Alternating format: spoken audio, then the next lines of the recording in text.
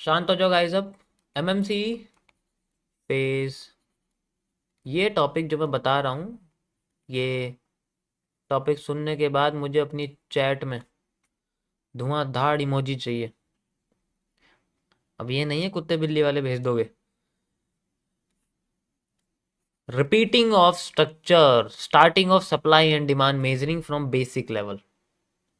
ठीक है, यहाँ से बेसिक आपको पता लगेगा कि सप्लाई डिमांड ढूंढते कैसे हैं। उसके लिए पहले आपको रिपीटिंग ऑफ स्ट्रक्चर को सीखना पड़ेगा, जो कि एमएमसी की सबसे बड़ी रिसर्च रही है इन माय करियर। ठीक है, मैं किसी के साथ रहा लेकिन मैंने उसको आज तक खबर नहीं लगने दी मैं क्या कर रहा हूँ। ठीक है, कभी नहीं खबर लगने दी।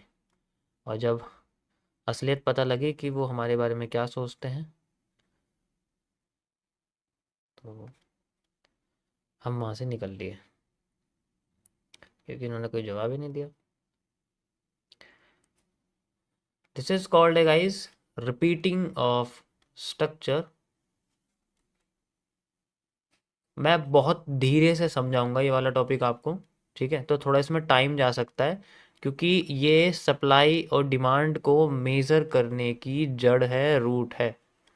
अगर इसको आपने अच्छे से मार्केट में समझना शुरू करा, क्योंकि ये टॉपिक नहीं है, ये एक साइकोलॉजी है। दिमाग के पर्दे खोलने, दिमाग नहीं सॉरी, दिमाग में पर्दे थोड़ी होते हैं, दिमाग के पुर्जे खोलने वाला कॉन्सेप्ट है ये। पर्दे तो कान के होते हैं। रिपीटिंग ऑफ स्ट्रक्चर का मतलब होता है मार्केट में वो हिस्सा बार बार दोबारा आ जाना जो पहले बना हुआ होता है, लेकिन उसको देखने का नज़रिया सबसे इम्पोर्टेंट होता है। ठीक है, तो इसमें डिवाइड एंड रूल सबसे इम्पोर्टेंट है। इसमें आपको DAR, डिवाइड एंड रूल का कॉन्सेप्ट यूज़ करना पड़ेगा। ये सबसे इम्पॉर्टेंट है। अगर आप इसको यूज़ करोगे तो इजीली किसी भी स्ट्रक्चर को आप टुकड़ों में, जैसे कि अमेरिकन्स करते हैं। अमेरिकन्स क्या करते हैं, उनका सबसे बड़ा कॉन्सेप्ट किसी भी ऐप को डिज़ाइन करना,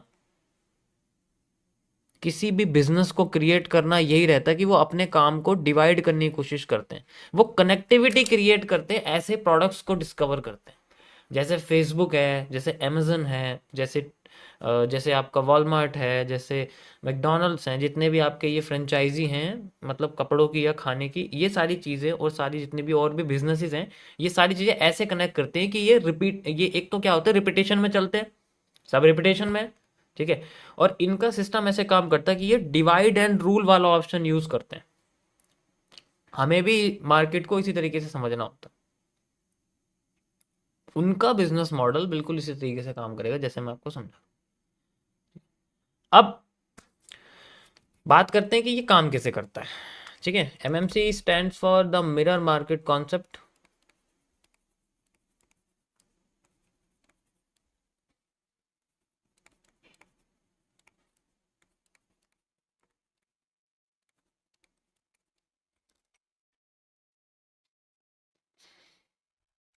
होता क्या है, मार्केट में हमेशा एक सेंट्रल एरिया होता है। आपको पहले एक चीज समझनी पड़ेगी, the central area, central zone concept, CZC, एक आएगा आपका आगे फेज 4 या 5 में।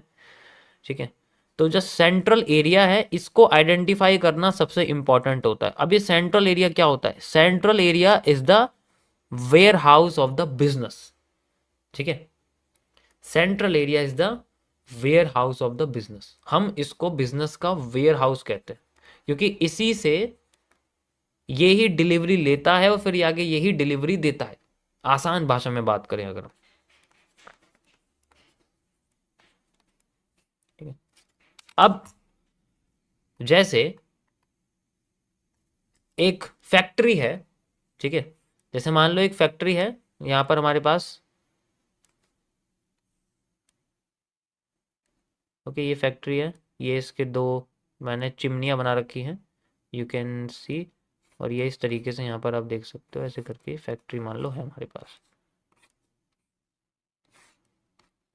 ठीक है, यहाँ पर कई सारी खिड़कियां हैं आप कह सकते हो, जिसमें से झांक झांक के एक दूसरे को एम्प्लॉय देखते रहते हो, और यहाँ से आपका धुआं हुआ निकल रहा है वगैरह वगैरह। जैसा चाहे आप वैसा धुआं बना सकते हो, सफ़ेद काला नीला पीला, जिस केमिकल की फैक्ट्री है। अभी फैक्ट्री क्या करती है, ये बाहर से चीज़ों को लाती है, it means the product, the raw product, ठीक है, द रॉ प्रोडक्ट लाती है, या फिर ये कस्टमर से खरीदे हुए प्रोडक्ट को रिसीव कर दिए, बॉट प्रोडक्ट्स, ठीक है। तो ये कई तरीके की चीज़ हो सकती है, या तो ये पैकेजिंग हो सकती है या ये मैन्युफैक्चरिंग हो सकती है। मैन्युफैक्चरिंग के लिए भी रॉ मटेरियल चाहिए होते हैं, और डिस्ट्रीब्यूटिव वेयर हाउस के लिए भी बॉट प्रोडक्ट, यानी कि जो कस्टमर ने खरीदे हुए होते हैं वो इसके अंदर आते हैं, ठीक है। फिर यहाँ से आगे कस्टमर के पास जाते हैं, और ये भी कस्टमर के पास ही जाते हैं।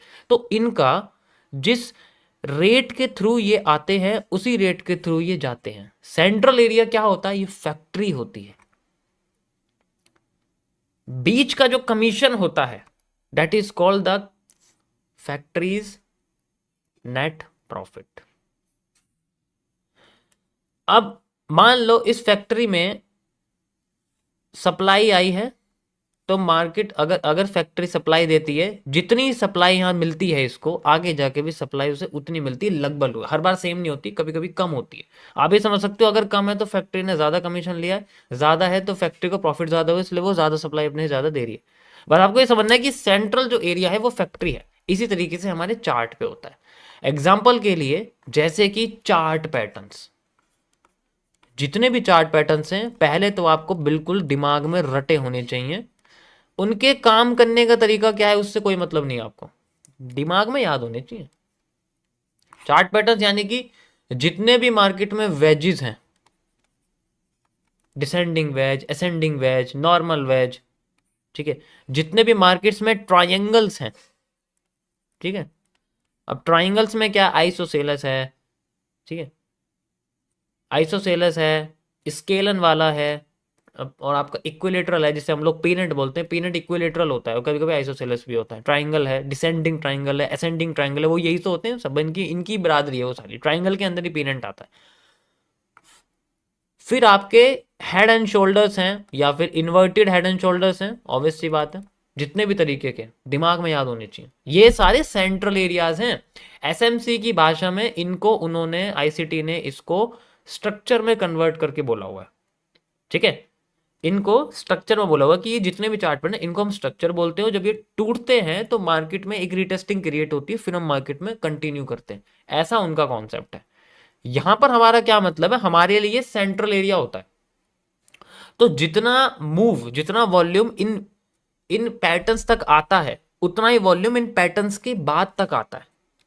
ध्यान से समझो, जितना वॉल्यूम इन पैटर्न्स तक आता है, चाहे वो सप्लाई का है, चाहे वो डाउन ट्रेंड का है, चाहे वो अप ट्रेंड का है, चाहे वो डिमांड का है, उतना ही मूव फिर वो आगे इनके बाद आता है। डिपेंड करता है बहुत सारे फैक्टर से। सिंपल वे में अभी आप समझो, मैं एडवांस नहीं समझा रहा हूं, ठीक है। तो इसी तरीके से हजारों चार्ट पैटर्न्स होते हैं, हजारों, ठीक है, हजारों चार्ट पैटर्न्स होते हैं। मैं आपको कुछ इमेजेस दिखाता हूं, आपने देखे होंगे। ये कुछ बेसिक चार्ट पैटर्न से आप देख सकते हो, ये सारे के सारे हमारे चार्ट पैटर्न हैं। These are the central area. अब दुनिया क्या कहती है कि जब भी ब्रेक करेगी वहां जाओ, ऊपर जाओ, ऐसे कर देगी, ठीक है। यहाँ ब्रेक कर देगी, यहाँ एंट्री कर लो, यहाँ एंट्री लगा दो, यहाँ प्रॉफिट हो जाएगा, स्टॉप लॉस हो जाएगा, यहाँ एंट्री लगा दो, यहाँ स्टॉप लॉस हो जाएगा, प्रॉफिट, इस तरीके से बोलती है। एक्चुअल मतलब क्या है यहाँ मैं आपको बताता हूँ इसका। यहाँ जनरली ये सारे पैटर्न सेंट्रल एरिया हैं। इनके पीछे का मूव डिपेंड करता है इनके आगे आने वाले मूव के बारे में, आगे आने वाले मूव के बारे में डिपेंड करता है। कैसे, अभी मैं आपको समझाता हूँ। तो आपको बस शुरुआत में अपनी आंखें उल्लू की तरह बनानी पड़ेगी कि हमारे पास अगर कोई भी चार्ट पैटर्न है, जैसे कि एग्जांपल के लिए मार्केट में पीनट बनता है, ऐसे ऐसे ऐसे ऐसे ऐसे बनता है।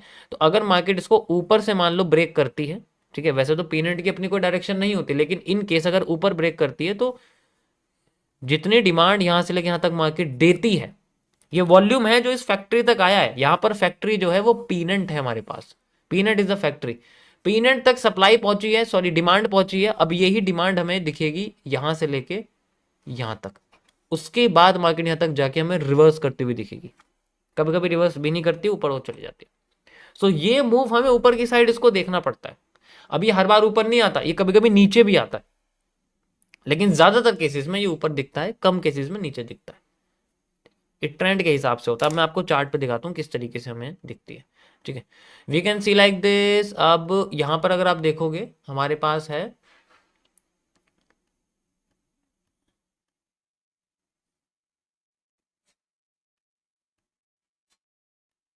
बढ़िया सा पेरेंट दिखाऊंगा, सुंदर सा एकदम।